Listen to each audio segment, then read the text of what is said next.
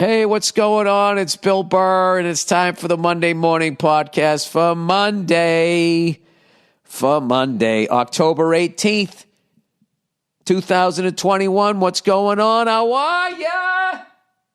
How's it going? How's it going, everybody? I hope you're having a better day than I am. I have a splitting headache. Jesus Christ, I got a headache. I've had it for like a day now. Or 2 days or something like that. It's just, I don't know what. It's just this fucking lingering cold. It won't go away. I get tested for COVID. It's not COVID. I don't know what it is. But every time I start to like get on the other side of it, like an asshole, I'll go smoke a cigar. Thinking I'm on the other side of it. And then, it fucking comes back again. But I had an amazing time in Atlanta, even though I didn't even go out, really. I didn't really even go out. I just fucking stayed in my hotels. And not even because I was quarantining like a good little liberal, wagging my finger at you guys and your four-wheelers on your way to your Waffle House. I had all this fucking work to do. I have so much fucking work to do. That instrument rating is slipping away from me. I just don't know if I'm going to have time to do it because I wrote a script and people might buy it and I have to do a rewrite on it. But then I was just thinking like, you know what? Well, all I got to do is just fucking take the written test again. And then I got another 2 years to do it. And I'll just time it out. But until then, I'm still going to fly 3-4 times a week doing approaches. And I'm still going to look at fucking all this shit, my flashcards and all of that stuff. So I'll just be ready to go. I'll stay sharp on that, fine tune it. I don't know when the fuck it's going to happen, but I feel like a fucking loser, man, but it is what it is. If I try to do all of this shit, something's going to suffer, and it's going to be my dad time with my kids, and I'm not doing that. Because speaking of that, one of the best fucking holidays to be a parent with little kids is coming up. 13 days away, baby. Halloween. I cannot fucking wait. I think the kids are going to be able to go out this year. They're wearing masks, right? They'll be fine. I hope. I just remember how excited my daughter was a couple years ago. We got my wife bought this little like dinosaur suit for my son. It's fucking the cutest thing ever. The little spikes going down in the tail and all of that. And he just walks around looking adorable as hell. Yeah, it's gonna be awesome, man. I'm really excited for that. And I have that weekend off, and I'm not doing shit. I'm making pumpkin bread. And I'm hanging with the kids, doing what I'm supposed to do so I don't lay in a deathbed someday fucking thinking I blew it. So anyway, let's get back to Atlanta. What a great city, great state, great people and all of that. And the universe has a way of balancing that. If you're going to go to Atlanta and see all those beautiful people and eat all that wonderful food and see that whole nightlife and all that great shit that's going on, the universe is like, all right, well, you got to pay for that. How are we paying for that? The most hellacious traffic you'll ever sit in, other than L.A., trying to get from one side of the 405 to the other around fucking 4 o'clock. It's actually worse at 4 than it is at 5 because everybody leaves around 3:30 thinking they're getting a jump, and they're not. 5 still sucks, but I don't think it sucks as bad as 4. It's kind of weird. So we played 3 different venues, me and Dean Del Rey. Oh, and then I have a couple of friends that live down there. One of them, Todd Parker, he jumped on 2 of the 3 nights, hung out every single night. And he's a guy, I started after him in Boston. He's only like a year older than me, but he started like 3-4 years before me, or 3 years before me, I think. And the first time I ever did stand-up, he was... I was in that comedy competition, Find Boston's Funniest College Student, and lo and behold, he was one of the judges. So that was pretty cool. We always talk about that, whatever. We had a great time doing what we always do, hanging out, laughing, busting each other's balls, talking about our kids and everything. So it was great to see him. And then another comic that I've been friends with forever, Vanessa Fraction, who's been crushing it in Atlanta. A lot of people don't know Atlanta is like sort of like a mini Hollywood. You get all that Tyler Perry stuff going on there. They shoot movies there all the time. Obviously, the show Atlanta is shot there, I believe, unless they just take the exteriors. I believe it's all shot there. But Yeah, I've known her for forever, and she jumped on the last night. She absolutely killed, which was great. So a nice wide variety, bunch of different. We had like 4 comics on the last 2 shows that I did, which by the way was the worst traffic that night because the venue was right next to where the Braves play. Their new one that they moved closer to the people. They had to move it closer to the white people so they wouldn't be sitting in that fucking traffic. Like they literally weren't. I thought they didn't show up because they're like, well, the Braves are in it every year. I'll wait for the World Series. After having sat in that traffic, I will never trash Braves fans for not going to a game. I would never go to a game. I would never go to a fucking game. Oh my God, dude. We sat at a light, I swear to God, for about 25, 30 minutes trying to get through it. And then the next light was like another 15 minutes. And the whole time I could see the baseball stadium and the venue.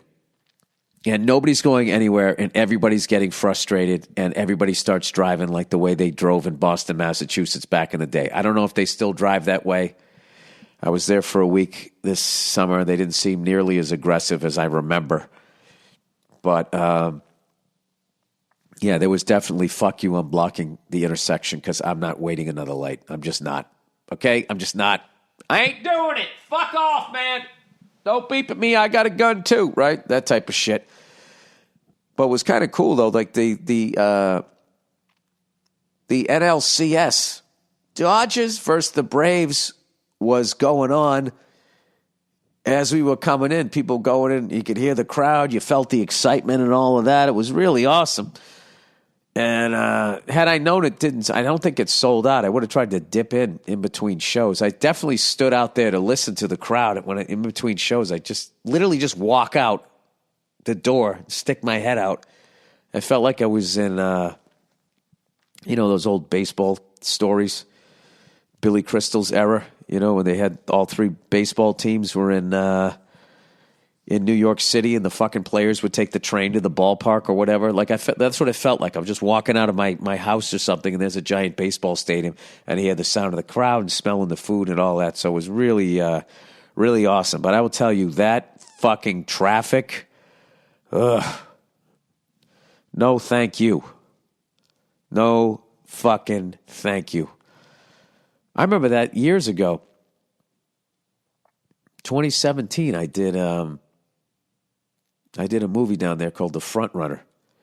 And I remember one night we wrapped and we got in the van, and I was sitting in the van, and for a half hour I could see my hotel, and I kept asking the driver if I could just get out and walk. And he said, unfortunately, I can't, because if you get hit, I'm going to lose my job. The production's going to have to stop, and blah, blah, blah, blah, blah. So I just had to sit in this fucking van. Just sitting there like it's right there. It's right fucking there. But once you get where you're going in Atlanta, you always, always, always have a good time. Everything in Atlanta is a good time. Even their titty bars back in the day when I went there, it was more like a party rather than the creepiness of the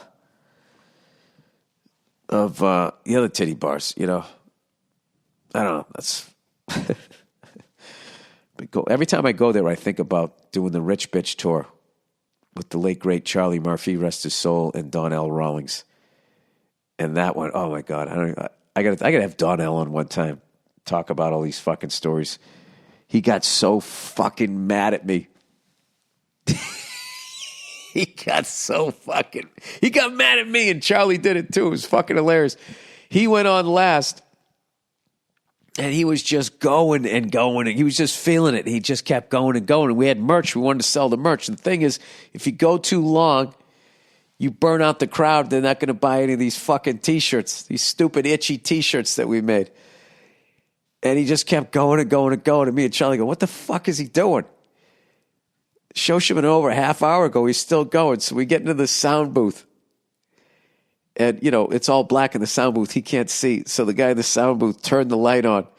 And he looked and he saw the light come on. Both me and Charlie stood there. We put our arms up like, dude, what the fuck? And he just did the big, with the hand, like, get the fuck out of here. And he did like another fucking 20 minutes.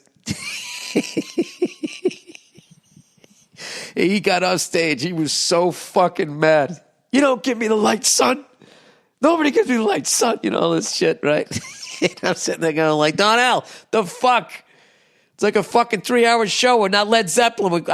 We don't sell these T-shirts. We got to fucking bring them back. We had this big fucking fuck you fight. And then like 20 minutes later, we were in a bar laughing about it. And that was that tour. We had such a fucking great time. One time, Donnell, we were in Nashville. And we went to this country-ass bar, and he fucking went up on stage and did karaoke. He's got a really good voice and crushed this country song. It's just like, I never saw that coming. Went to this total fucking, everybody in there had cowboy boots on and Wranglers but us. And he went up there. I still remember it. He had a cigarette, he grabbed the microphone, and me and Charlie were already laughing, and then he just fucking killed it. God damn it, man, I miss Charlie. That was such a fun tour. Just being on that show was so much fun. I actually saw Donnell, what was it, a couple nights ago? A few weeks ago? I don't even know what the fuck it was. It was Sunday night, Chocolate Sundays. I swear to God, that's the name of the show. At the Laugh Factory. I went down the store and they weren't having a show, so I came back and I did that one. And I needed to do a set. I forget why. I think I had shows or something on the road, so I wanted to, shake the rust off on one out here. And, dude, he was up there murdering. And I went up and had to work my ass off to just have a mediocre set. It had some of the best shit that I've ever seen him do. The best shit, I should say. So check him out if you get a chance. Look at me spreading the fucking love on this podcast. Giving shouts out to others. Even despite the fact that I have a headache and a little bit of a fucking cold. This fucking cold is like some relative that, I'm only going to stay a couple of days. And it's just been like a month. It's just like, dude, you don't know any chicks in this town? You can fucking sleep on a couch? Fuck out of here. So tonight I'm going to try to knock this thing out. I'm going to try to knock this thing out, man. That's what I'm going to try to do.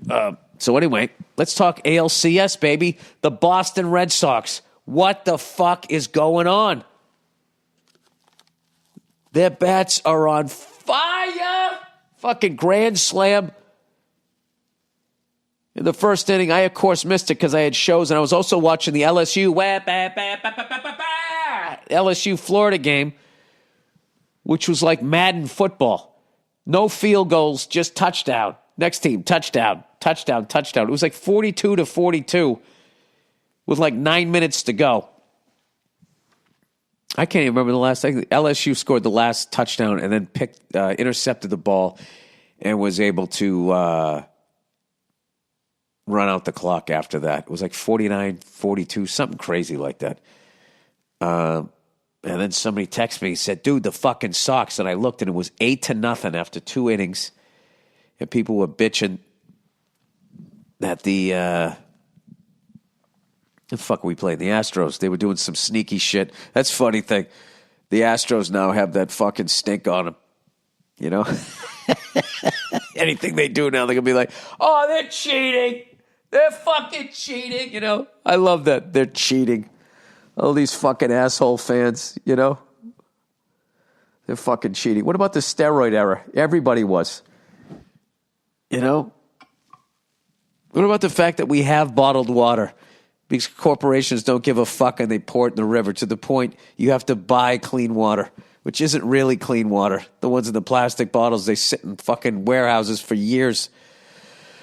I don't know. So somebody bitched about it on the Red Sox side, and then somebody made a Deflategate comment. Hey, don't get upset. Don't let the Astros let all the air out of your ball, is what they said, which was funny. But I really sat back. I was like, wow, that is one of the great smear campaigns of all time. The Deflategate thing, like that was actually legit. That's right up there with Mama Cats choked on a chicken bone from the Mamas and the Papas. Everybody said that when I was growing up. Everybody said that. And then years later, it was like, no, she had a heart attack. That's what happened. She wasn't fucking eating chicken too fast and choked on a fucking chicken bone. That's not what happened.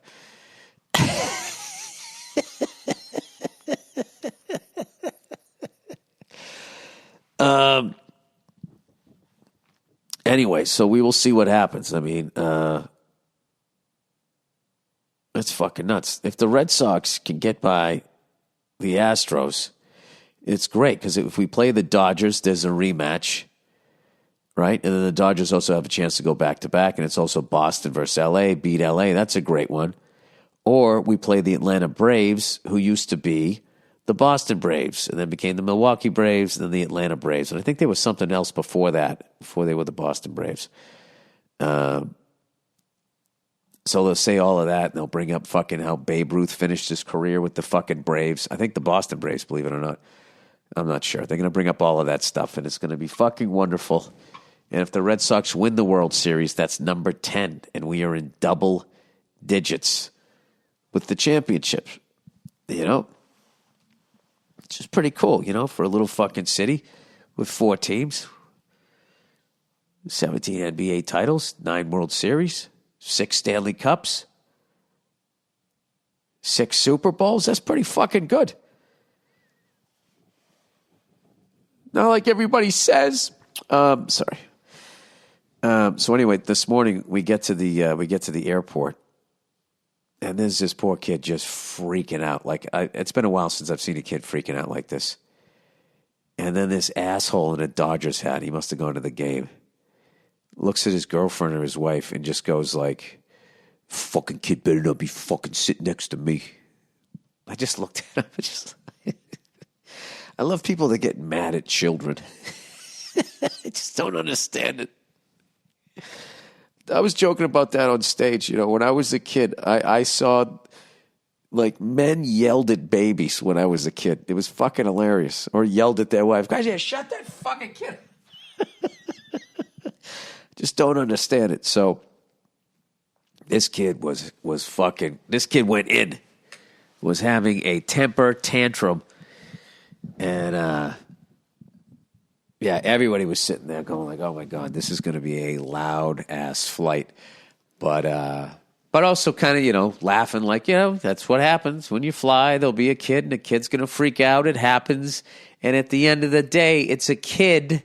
So why would you get mad at a kid? Right? So, I don't know. I just sort of stared at the guy. I was like, why am I staring at this guy? This guy's half my fucking age. He could throw me down to fucking baggage claim. Maybe because I had a fucking headache and I want to be just like, really, dude? It's a kid, man. What the fuck are you doing?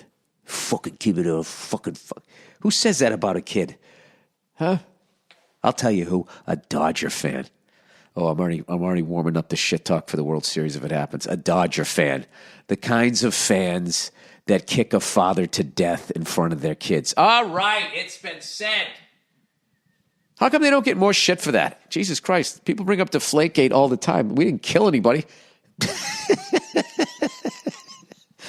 The West Coast. Someday they'll learn to just, you know, stop at just shit talk and having fun, that nobody needs to get fucking stabbed. All right, now I'm going to have all the fucking LA people crying at me. All right. That's kind of what happens nowadays. So anyway, the kid was totally cool the whole time on the plane. And until we started descending, and then, like, you know, our ears were bugging her, so she was getting upset by that. But she was yelling so much, I'm like, she's actually going to clear it out. And I think she did, and then she was fine. And I was really happy for her. And I was also really happy that nobody yelled at the kid, because I've seen that happen. I saw a guy do that on the Red Line one time on the subway in Boston. We were fucking somewhere near like Quincy on our way out to, like, you know, on the Braintree line. And this guy got up. This woman's kid was crying. And there was only like 5 people on the train. And he got up, walked over to this mother just by herself, a young mom with the kid, and said, "Can you shut that kid up?" and blah, blah, blah, blah, blah. And I was sitting there going like, oh my God, I can't believe he's doing that, right? But I didn't do anything. And then this black woman got up and just fucking laid into the guy. Going, "What the hell's, you know, what's wrong?" It's a baby. Get over there and sit down. She goes, "Damn." sat down, and then I just felt like the biggest pussy ever that I didn't do anything. But I didn't. Old Freckles kept his fucking mouth shut. I was like, I don't want to get into a fight on this fucking train. I don't need that. This guy's going to yell at a baby and then beat me up. I don't fucking, just want to get to my fucking piece of shit car and get home. So anyway, another thing, like there wasn't enough traffic. This is so funny. We go to leave and we go to the airport, and there's a fucking marathon. I'm like, you got to be shitting me. But fortunately, where we were at, all the people that were going to run it had already gone by. So it was just sort of the walkers and like the old people. You cannot fucking believe the shape that some people are in, and they get through a marathon. I was looking at some of them. I'm like, oh my God. In my shape, I wouldn't want to walk 5 miles. I walk 5 miles in the bottom of my feet, start getting like whatever you call those things. They start getting like, start peeling and shit. Like I can't fucking handle it. I mean, obviously you go out and I guess you get a new sneaker, you get some fucking inserts or something like that. But I was looking at these people like, yeah, good for you. Jesus Christ. It was the fucking, it was the Hojo crowd. So they were walking along. They'd run a little bit and then they would walk. And then I saw like there was a clock and it just said 20 miles to go. I was like, fuck me. Has anybody ever done that? I don't want to talk to somebody that, if you ran one, let me know. But also like you're just out of shape, right? And you just say, I'm going to fucking I'm just going to do this. Like, I guess if you just keep going, you can do it. But, oh, my God. I've been really dedicated to a few things in life, but everything else, I never had a problem quitting it. And that would be one of them. You know what? I think I could run like half of it, and then I'll just walk the rest of it. And then what I would do is I would run like maybe 2 or 3 miles, and then I would walk maybe, I would be like, all right, I'm quitting at 8. I'd quit at 8 miles. Then I'd be in traction. Oh, my God. If I walked fucking 8 miles, that would be the end of my week. And these fucking people, like, I keep thinking people are older than me, and I forget how old I am. Because now I see people, because I've taking care of myself. I use lotion and shit. But, if you didn't use lotion and you just kept fucking eating Cinnabon and fucking shotgunning beers, by the time you're 53 years old, man, you can look like a fucking sea captain. Like some fucking lobster fisherman, man. Like all fucking weathered and shit. I've seen a few people where I'm just like, God damn, I'm older than... I got you by 5 fucking years. It makes me feel good about myself because I'm vain. But on the other side, I'm like, this guy's really actually showing me how old I am. I'm really not fooling anybody. Just because I keep painting the house. I keep putting lotion on my face is what I do. Like the fucking Fighting Irish, they paint their helmets before every game. So they look special. I think that's why they do it. So everybody knows that they're coming. Or is that their nod? They're wearing their sin on top of their head, having gold helmets, and they spray paint the gold before every game, reminding all the parishioners of the gold that was found after World War II that they had somehow gotten from the Nazis that were taken from Jews. Isn't that what happened? Can you imagine what kind of side deals was the Vatican making when that whole thing is going down? Okay? And they're running this business. Now, who's kidding who? The Catholic Church is basically Netflix before Netflix. It's like Netflix with religion. They went global with that shit. And now they're sitting there, and all their customers are killing each other, right? And they're sitting in that sovereign state, Vatican City, Now, there's no fucking way they weren't talking to both sides. Right? That had to have been happening. There was a lot of that from what I heard. Even on the Allied side. I've heard talks about America doing it, fucking England doing it. There was a lot of chatter. There's a lot of chatter, people trying to position themselves. Let me see. Catholic Church position in World War II. All right. I wrote war, WOAR. I don't know why I wrote that like bore. World War II. Here we go. What do we got here? All right. Vatican records. Why do they always keep records? I don't understand that. If you're doing fucked up shit, why do you write it down? Or why don't you just lie and say,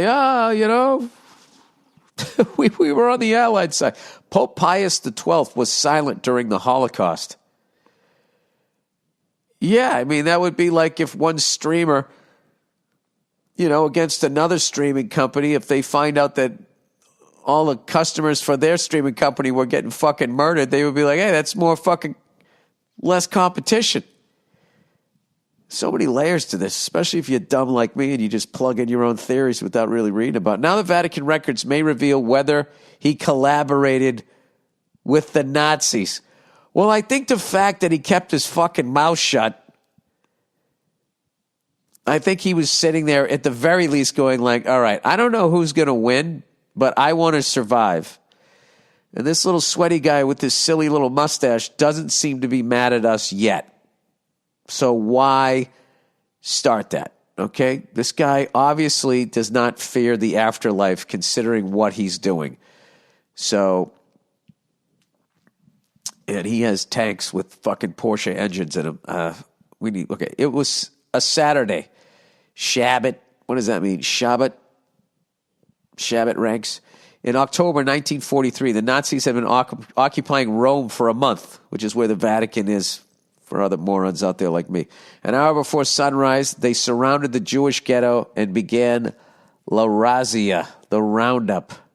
Evil bastards. Within a few hours, more than 1,000 Italian Jews, mostly women and children, heartless fucking bastard, had been herded together a few blocks from the walls of Vatican City. Why wouldn't they let them go into the walls?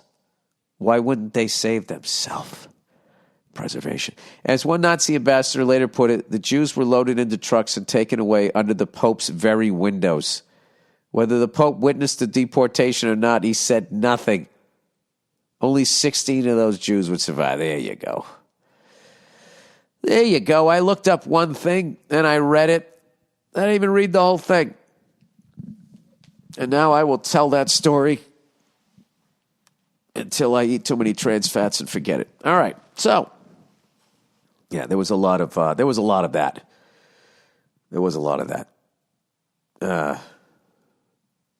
Or the other way to do it was you remain neutral. Like, I don't want to get involved in this. Like Sweden. Don't want to get involved, okay? We're just, consciously, not even objectors. We're just sort of watching this, watching it unfold. Do you know, I've told this story before, that Sweden wasn't an economic power at that time before the war, but after the war, they became an economic power for the fact that they were still standing and their city was functioning. Because everything else had been fucking laid to waste. And one of the things that they did was they looked the other way when the Nazis came in to Sweden to go into Norway to take those guys over. And they looked the other way and let them use their own train system. And if I remember correctly, this is how the Swedes told me this, that Sweden used to own the lower third of their country. And Norway, through whatever negotiations or whatever, they'd finally gotten it back. And then World War II happened, and Sweden let the Nazis get on their trains and go into Norway and fucking, fuck shit up over there. And the war ends. Sweden's still standing, so they're a massive economic power just because their lights are still on. Norway is in disarray, and at one point they actually tried to sell what they got back to Sweden just to get the fucking economy going. In Sweden said no. Really cunty move, said no. But then the irony of all ironies is they discovered a bunch of oil. I don't know if it's in that part of the land. And now Norway has a ton of fucking money. And this Swedish guy said, yeah, now we go into Norway and we do the jobs that Norwegians don't want to do. How fucking funny is that? Look at Bill. Look at this, like becoming a little moron history for you here. All right, let me read the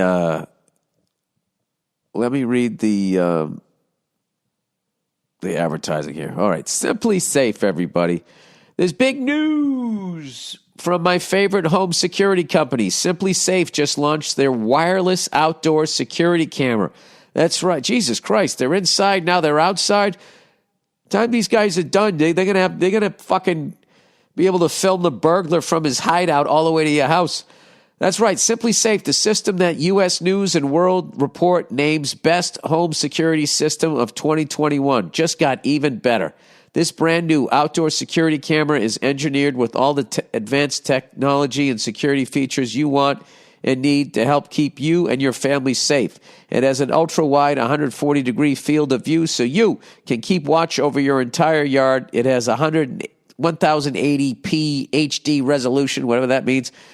Sounds impressive. With an 8-time zoom. Get all up in that guy's face. See who the fuck he is. You don't see a lot of women burglars, do you? That means you can zoom in. It seems like women shoplift. Guys like to break in. Am I doing like 80s stand-up right now with breaking and entering? What's the deal with shoplifting? Ladies love shoplifting. Guys are like, oh, I don't want to do that. I want to break a window. That means you can zoom in and clearly see things like faces and license plates to capture critical evidence. Dude, how psyched are the cops? Here's his face. Here's his license plate. Just go down. It's like Postmate. Just go down and pick him up. It has a built-in spotlight with color night vision so you can keep an eye on what's going on day and night. It's super simple to set up and usually just takes minutes. And it has an easy-to-remove rechargeable battery so it doesn't need an outlet and can go anywhere on your property. This camera has it all, and it integrates with your Simply Safe home security system, extending its protection to the outside.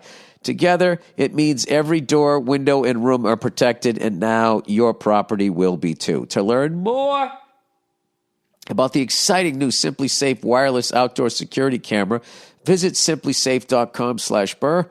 That's SIMPLISAFE.com. /Burr. What's more, Simply Safe is celebrating this new camera by offering 20% off your entire new system and your first month of monitoring service free when you're enrolling in interactive monitoring. Again, that's simplysafe.com/Burr. All right. Oh, Policy Genius. Compared to pumpkin patch photo shoots and costume planning, shopping for life insurance with Policy Genius can be one of the easiest tasks on your October to-do list. Why? Policy Genius. Policy Genius makes it easy to compare quotes from over a dozen top insurers all in one place. Why compare? You can save 50% or more on life insurance by comparing quotes with Policy Genius. You can save $1,300 or more per year on life insurance by using Policy Genius to compare policies. The licensed experts at Policy Genius work for you, not the insurance companies, so you can trust them to help you navigate every step of the shopping and buying process. That kind of service has earned Policy Genius thousands of 5-star reviews across Trustpilot and Google. An eligible applicant can get covered in as little as a week, thanks to an award-winning policy option that swaps the standard medical exam requirement for a simple phone call.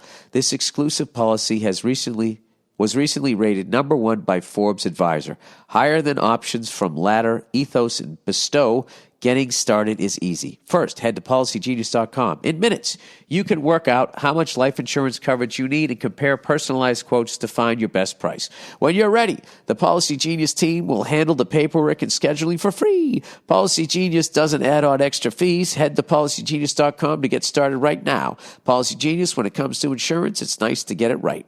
Oh, and lastly, but not leastly, Stamps.com. You've heard me talk about Stamps.com. They've been sponsoring the show for over 9 years now. And if you haven't tried it, what the hell are you waiting for? Since 1998, Stamps.com has been an indispensable tool for nearly 1 million businesses. Look at that, 1998, almost the height of the dot-com bubble. And they survived because they were actually a legit company, as opposed to Pets.com and all of that shit. It's worth $5 million. Zillion dollars. Stamps.com brings the service of the U.S. Postal Service and UPS shipping right to your computer. Whether you're an office sending invoices, a side hustle Etsy shop, or a full-blown warehouse shipping out orders, Stamps.com will make your life easier. All you need is a computer and a standard printer, no special supplies or equipment. Within minutes, you're up and running, printing official postage for any letter, any package, anywhere you want to send. And you'll get exclusive discounts on postage and shipping from USPS and UPS. Cut the confusion out of shipping with Stamps.com. With Stamps.com's new Rate Advisor tool, you can compare shipping rates and timelines to easily find the best option. There's no risk, and with my promo code Burr, you can get a special offer that includes a 4-week trial plus free postage and a digital scale. Just go to Stamps.com, click on the microphone at the top of the homepage, and type in Burr. That's Stamps.com, promo code Burr. Stamps.com, never, ever go to the post office again. All right. All right, now here we go. We're getting into the emails here. And somebody tore me a fucking new one. Coming up, some lady just thinks I'm the fucking worst person that ever lived, evidently. All right. Dying while living out worst fears.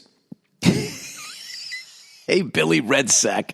I love that one. That's like right to the fucking point. Hey, Billy Redsack. I'm a few weeks behind, but you've asked for examples of people dying in the midst of living out their worst fears. Did I ask for that?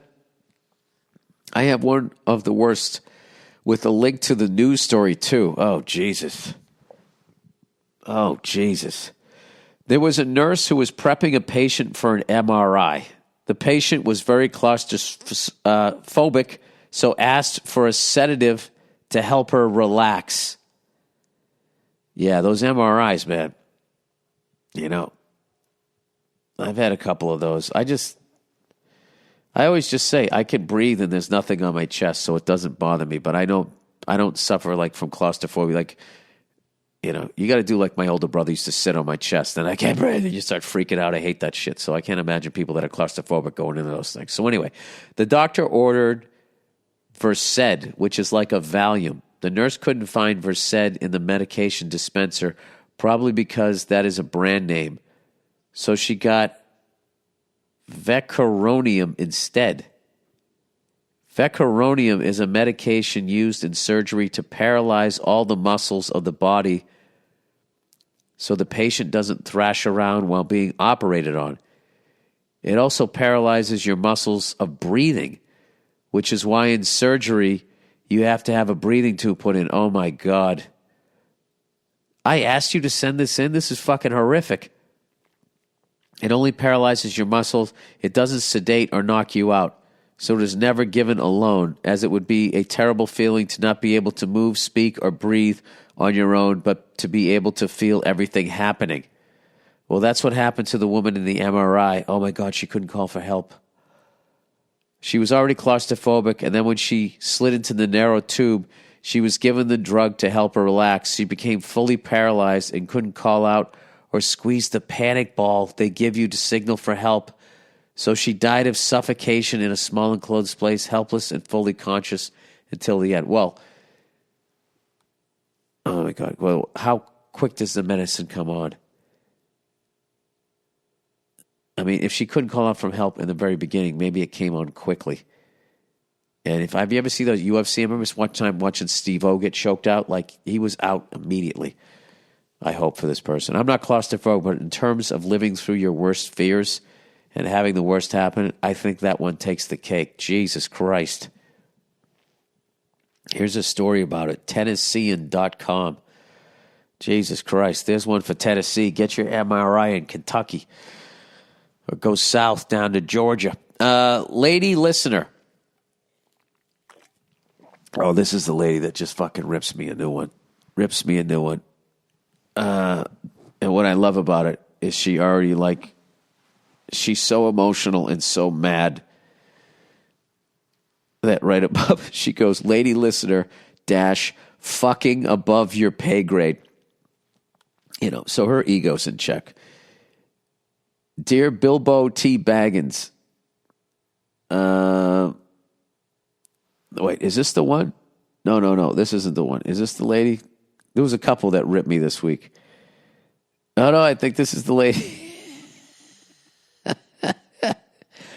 Wait a minute. Is this the one?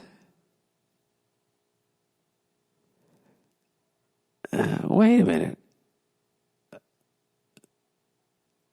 Where the fuck is this email? It didn't come in?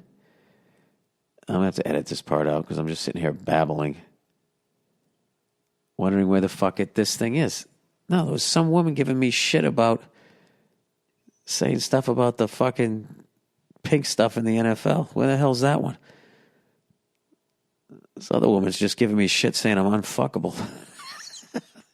Like I didn't already know that. It's like, you know, I go out in the world with this face. I went up to bat with this hand that I was dealt.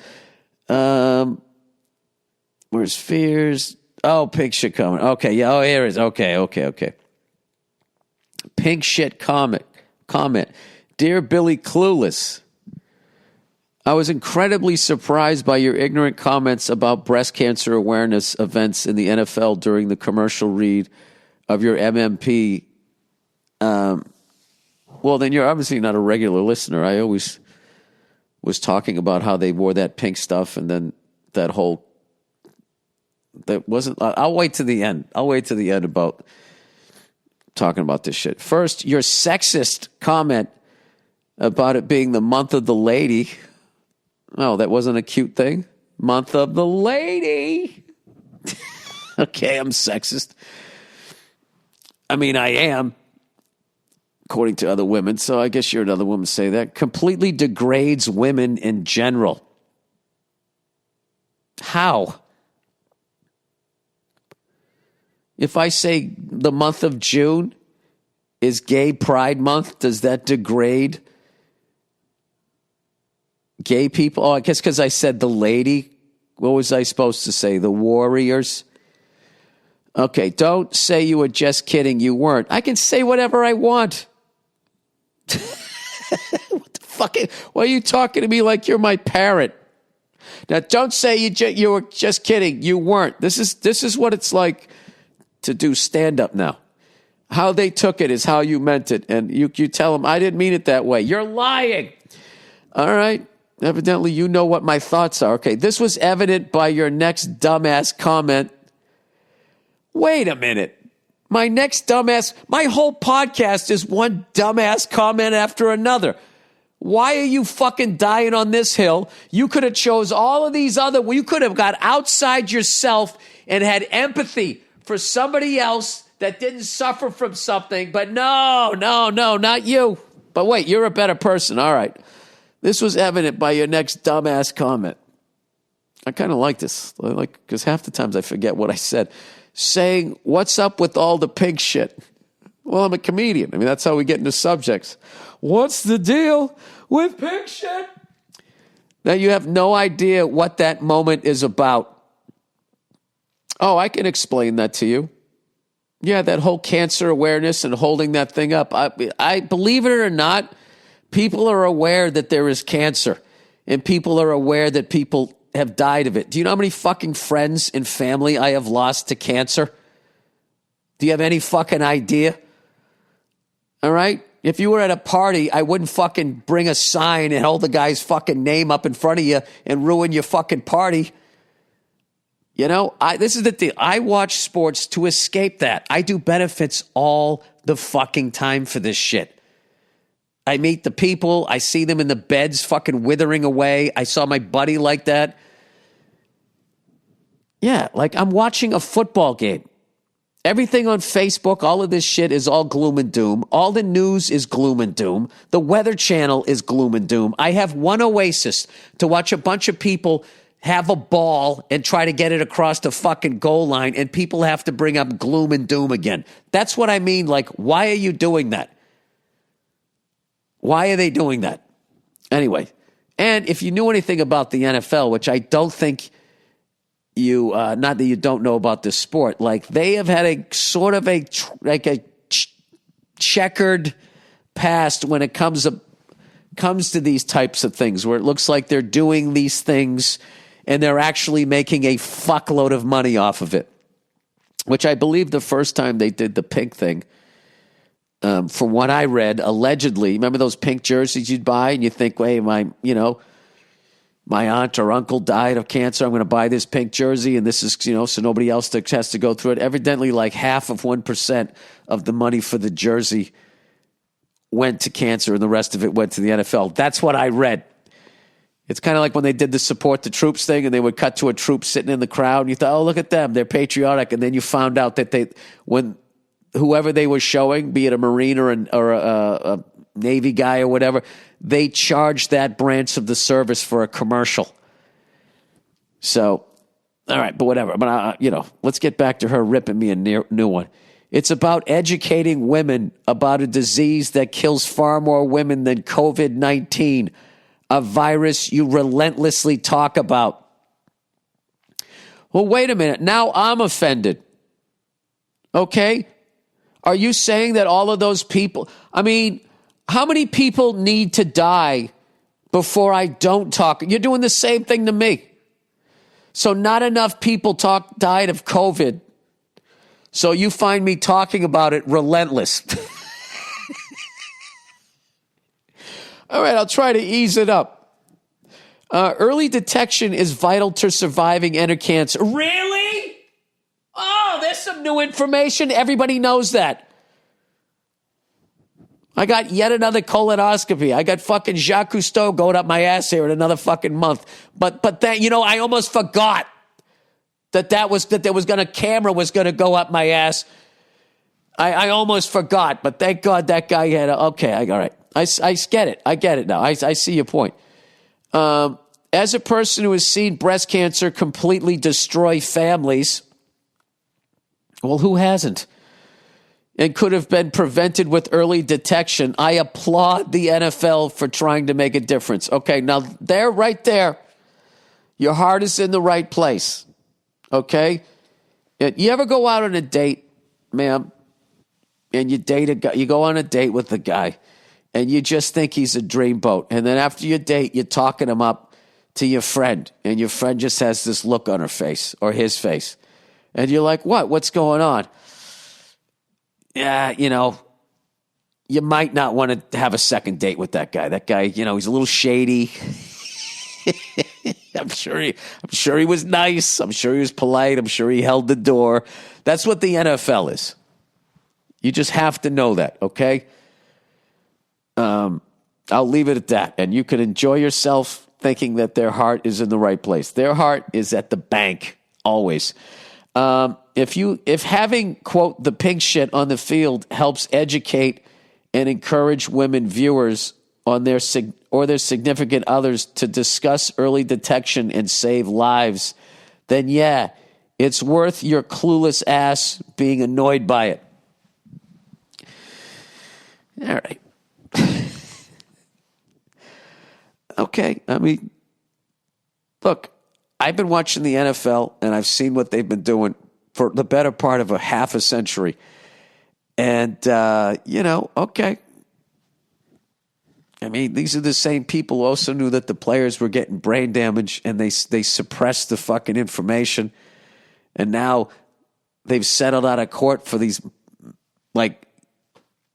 pathetic sums, and now they're fucking with people's money. And I'm reading this thing that they grade on a racial curve as far as they're just using all these fucking flim-flam ways to try to get out of paying it. But I'm sure their heart's in the right place here.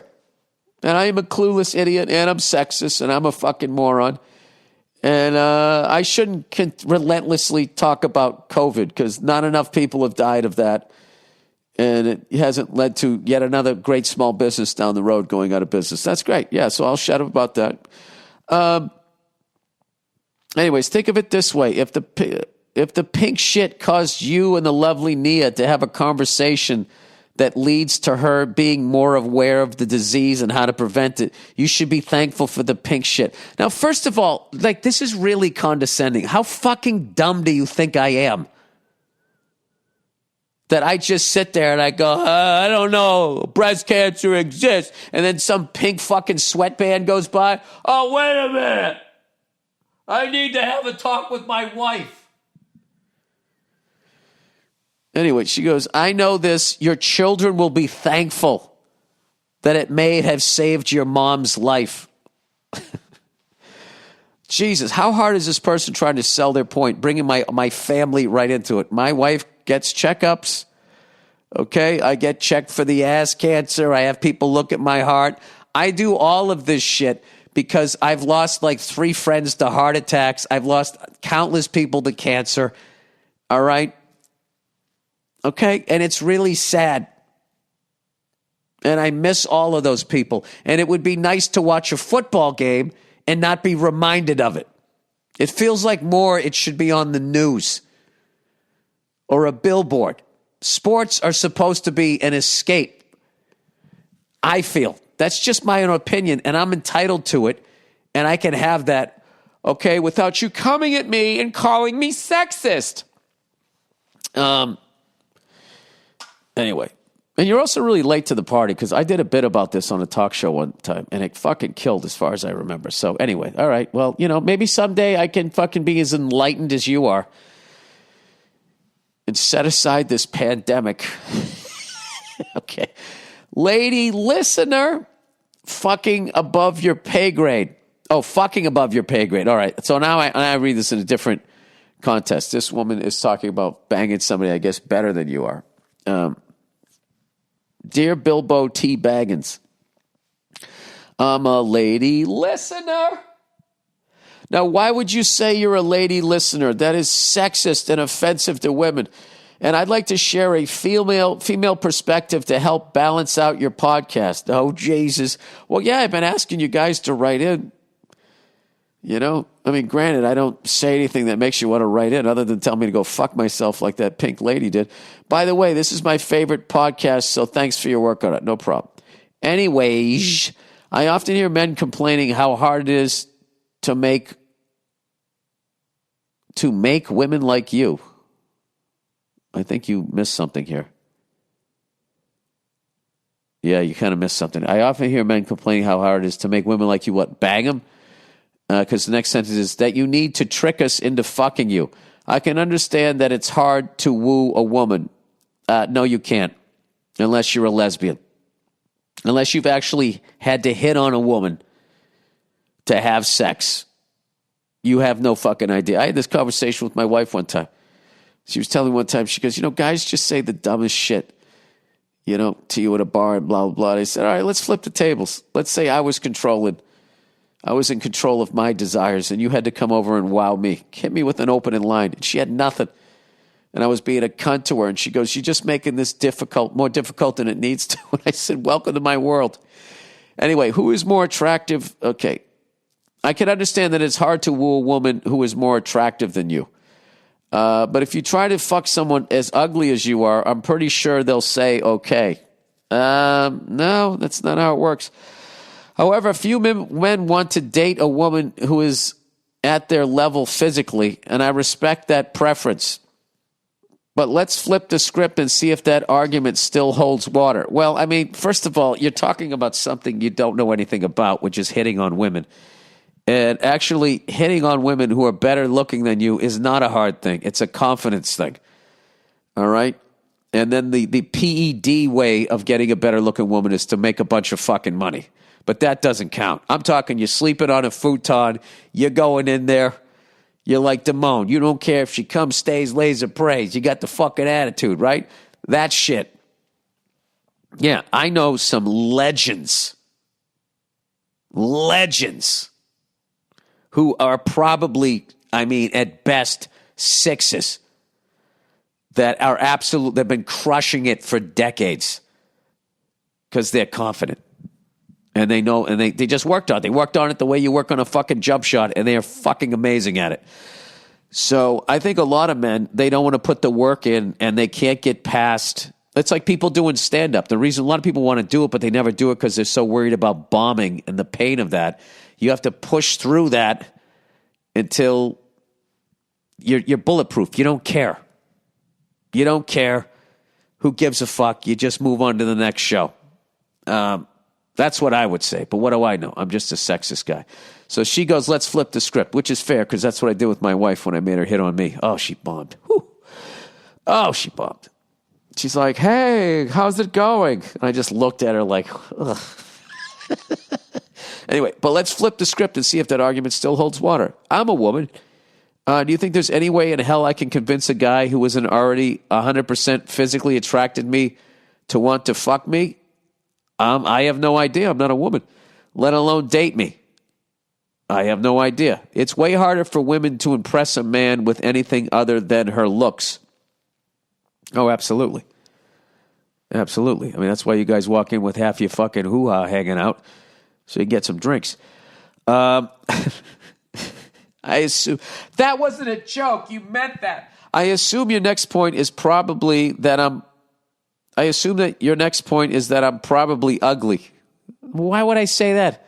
So that's why I'm saying this. I wouldn't say that. That's just, listen, I'm a dick. I'm not fucking mean. At least I don't think I am. I'm not the most beautiful girl in the world, but I do get some attention. I'm cute enough to get by. You sound like a keeper to me. You know? You're not the most beautiful girl, so you know what that means? You probably got a great personality. And then, you know, not everybody's coming up to you, so when somebody does, you appreciate them. I mean, that's, you know, you date some hottie. Jesus Christ, they're walking around like, you know.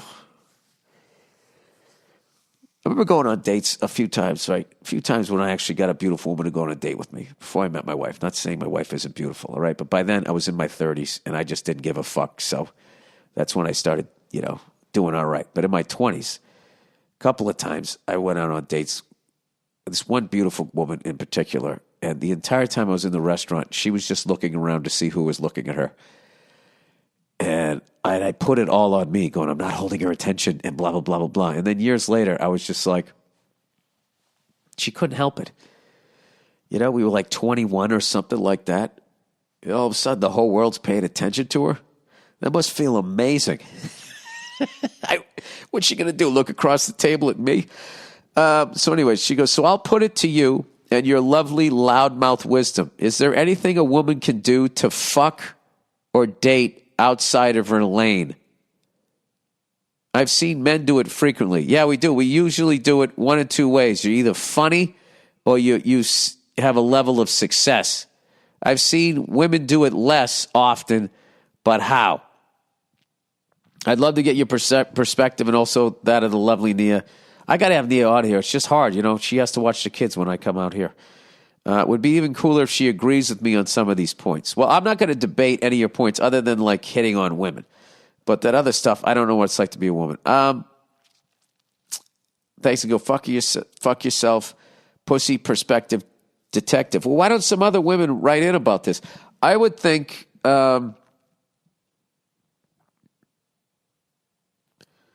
universally speaking, the hardest thing is finding somebody that deserves your love. You know what I mean? Because I could give you an easy example of something that will make a guy hang around is if you cook for him. Because no women do that.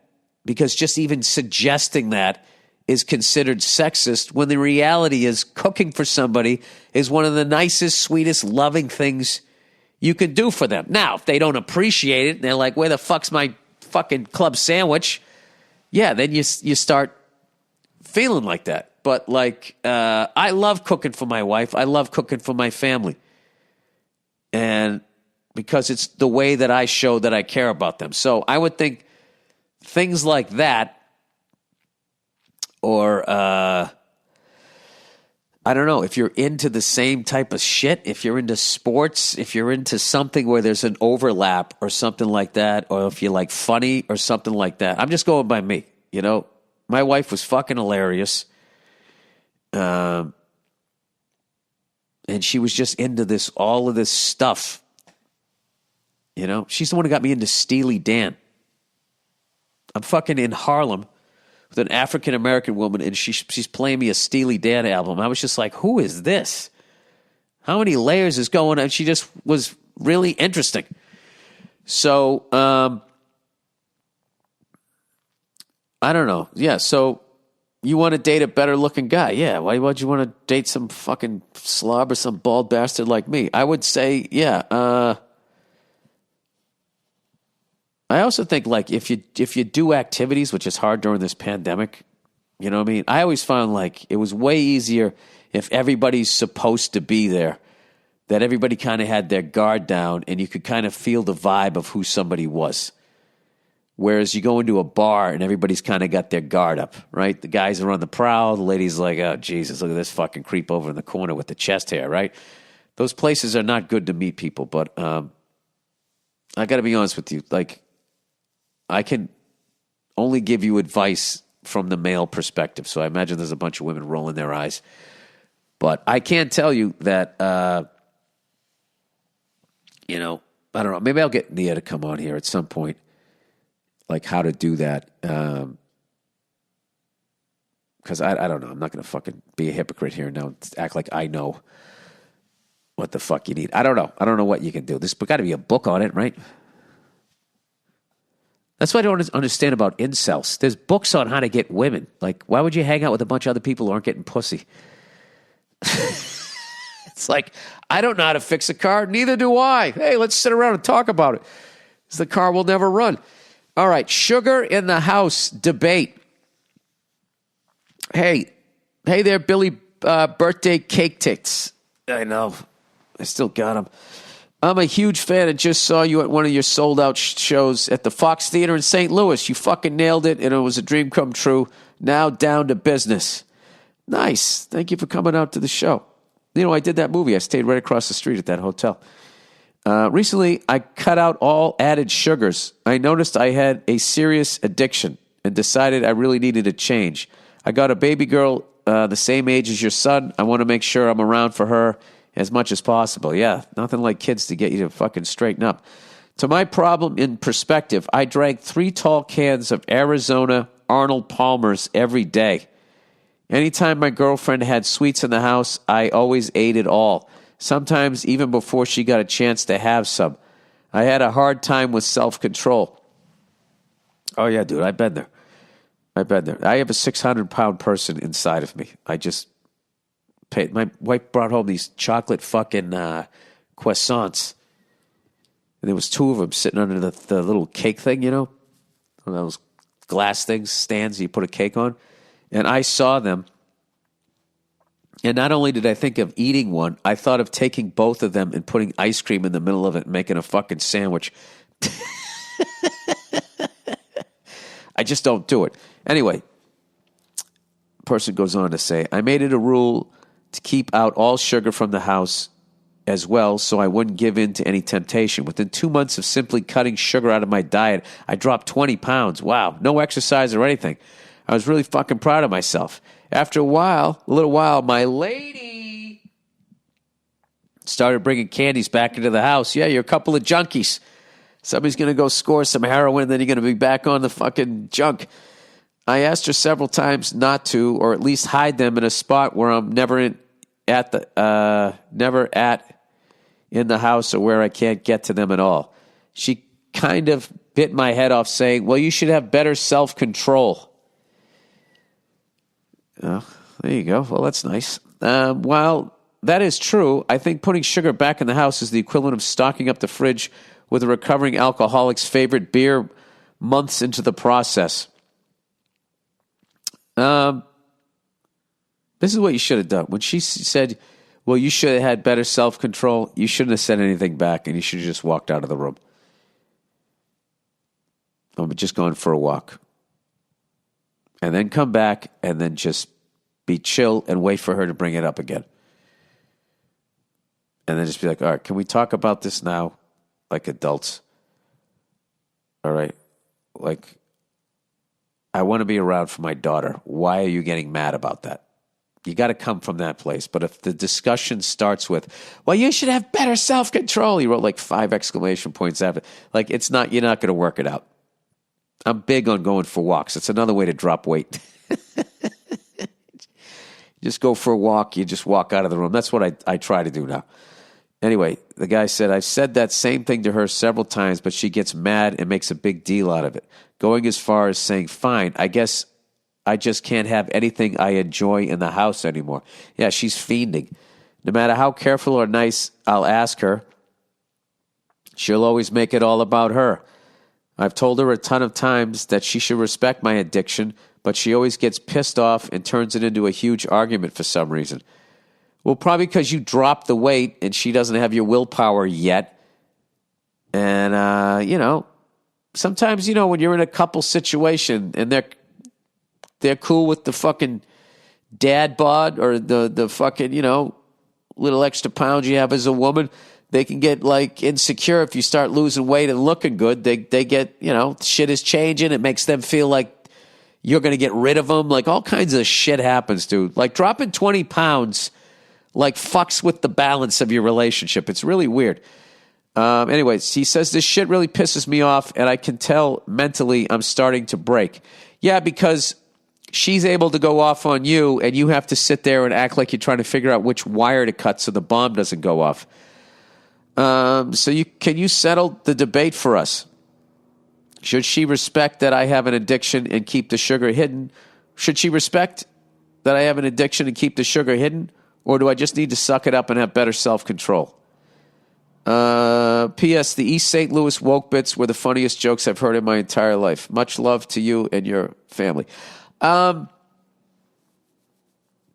he was in St. Louis, not Atlanta. Okay. Well, let me ask you this, sir. If your wife had a sugar addiction and she told you not to put any sugar in the house and then you brought it in after a couple of months and then she said she was willing to let you have it in there if you hid it, would you do that for her? If the answer is yes, then I don't think what you're doing is out of line. I also think you need to have better self-control also. Like I have booze in the house. I don't drink anymore. I got to tell you, after a while, I don't even see it anymore. Like my wife told me, I asked her where something was. She goes, it's underneath the bar. And I was thinking literally like a bar, like a ballet bar or something. What bar in the kitchen? What are you talking about? She goes, the bar. I was like, oh yeah. Because I go in there and to me, I don't even see the booze. Just underneath, I know there's batteries, right? I got kids and their fucking toys need a bunch of batteries. So that's where I'm at. So it's a little bit of both, but, I don't think it's fair that she's going off on you like that and you have to sit there, especially when you're making a choice that's going to be better for everybody, that she should be reacting like that. I don't think that's a very mature thing for her to do. And, she needs to be more mature about that. And that's just something that, I don't know.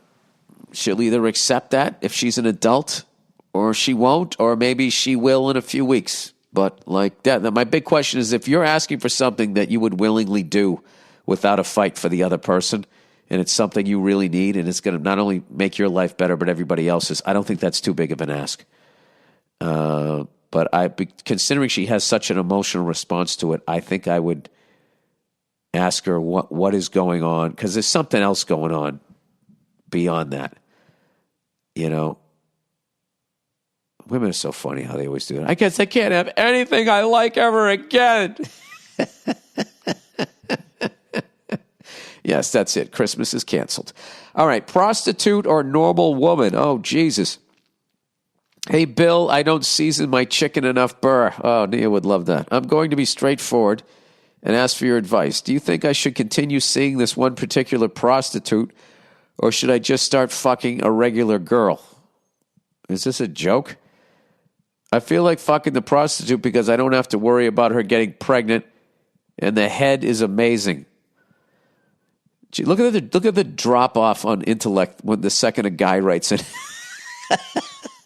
Although I'm scared of catching a disease. I'm in my early 20s, and lots of women consider me attractive. The issue is I don't like dealing with people in general. It takes a lot for me to actually go out of my way to speak to people. I find it even harder to find a woman I want to fuck just because I find most of them to be just plain boring. And you find the prostitute to be exciting. All right, well, I think you maybe have some issues you might need to talk to somebody about. Well, I mean, yeah, you hang out with a prostitute, there's going to be a lot more drama. Keep in mind, I don't want a relationship right now. I just want to clap cheeks. Unfortunately, even that comes with drama. Although if I really like a girl, I wouldn't mind a relationship. Dude, you are not ready for a relationship in any shape or form. Should I continue to fuck the prostitute, or should I stop being a bitch and be patient with these other women? Thanks for the advice, and I wish my hair looked as good as yours when I get older. All right, he's obviously breaking my balls. I don't think you should do either. I don't think you should continue banging this prostitute. I don't think that you should be in a relationship. I think you should maybe go to therapy and figure out why you don't like being around people, why you find going to a prostitute better than, why you find people boring and shit like that. I'd say, I don't know. I don't want to superimpose my bullshit on you, but I don't know. It seems like maybe a little depression, maybe a little abuse growing up. I don't know what the fuck it is. I'm not a doctor. So I would, the best thing about your email is that you're not in a relationship with anybody. So what I would do is I would maybe go into therapy and try to figure out why you've ended up in this place. All right? Talk it out, figure yourself out. When you feel like you're fucking ready, go and be ready. But don't get into a relationship just because that's what everybody else is doing at your age, because you're just going to break somebody's heart. And God knows, I would also get tested to see if you fucking didn't catch anything. I would do all of that, Yeah, all right, that's it. Okay, Jesus, some fucking deep emails this week. All right, that's it, everybody. That is the podcast. Go fuck yourselves, and I'll check in on you on Thursday.